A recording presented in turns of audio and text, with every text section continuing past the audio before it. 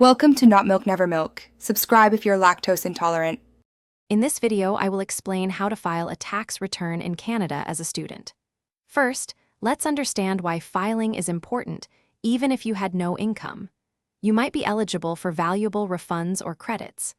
Begin by gathering all your essential documents, such as your T-2202 for tuition and any T-4 slips for employment income.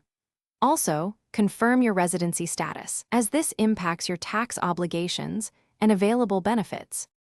Now, let's dive into the key documents you'll need.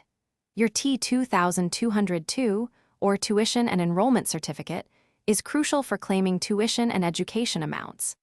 If you worked, your employer will provide T-4 slips detailing your income and any deductions made. Remember to also collect receipts for eligible medical expenses and public transit passes, as these can also lead to valuable credits on your return. To maximize your refund, it's vital to claim all eligible credits and deductions.